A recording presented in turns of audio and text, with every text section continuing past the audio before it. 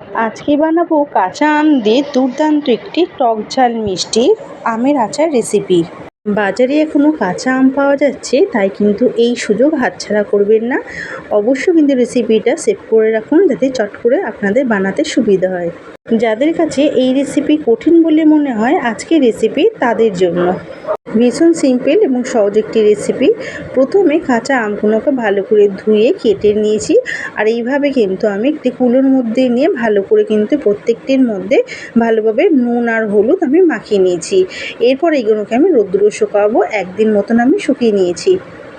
এরপর আমগুলোকে পাঁচফোড়ন দিয়ে ভালো করে ভেজে নিয়েছি তেলে। আর যে পাত্রে রান্না করব, মানে আচারটা রেডি করব, তাতে কিন্তু পরিমাণ মতন আমি গুড় দিয়ে ভালো করে গুড়টাকে গলিয়ে নিয়েছি। গুড়টি ভালো করে গলে এলেই কিন্তু আগে থেকে পাঁচফোড়ন দিয়ে আমটা ভেজে নেওয়া অবস্থায় কিন্তু দিয়ে দেবো, এবং সমস্ত গুড়ের সাথে কিন্তু খুব ভালো করে মিশিয়ে নেব। তবে বলে রাখি, এই সময় কোনো তাড়াহুড়ো করার কোনো প্রয়োজন নেই, কারণ গুড়টা কিন্তু খুবই গরম থাকে, তাই হাতে পড়লে কিন্তু ফোসকা পড়ার চান্স থাকে। তাই খুব ধৈর্য সহকারে কিন্তু আমগুলোর সাথে গুড়টি মিশিয়ে নিতে হবে। মিশিয়ে নেওয়া হয়ে গেলে পরিমাণ মতো নুন দিয়ে আবারও খুব ভালো করে মিশিয়ে নেব।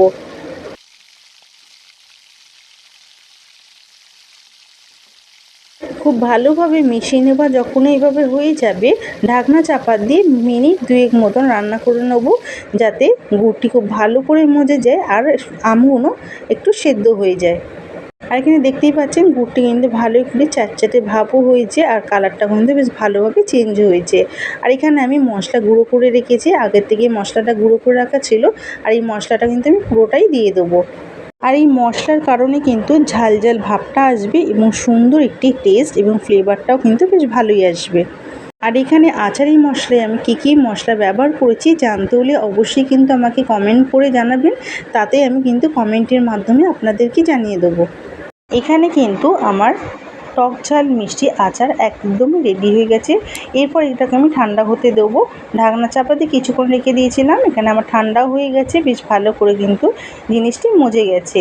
কোনো রকমে কিন্তু রৌদ্রে দেওয়ার ঝামেলা ছাড়াই কিন্তু এইভাবে আপনারা স্টোর করে রাখতে পারেন 1 বছর।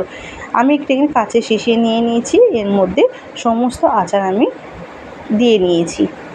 দেখতেই পাচ্ছেন কতটা লোভনীয় লাগছে। যাদের কাছে কিংবা যারা জানতেন যে এটা খুবই ঝামেলার কাজ, কোনো রকমের ঝামেলা ছাড়াই কিন্তু আপনারা চটজলদি এই রেসিপি বাড়িতে বানিয়ে নিতে পারেন।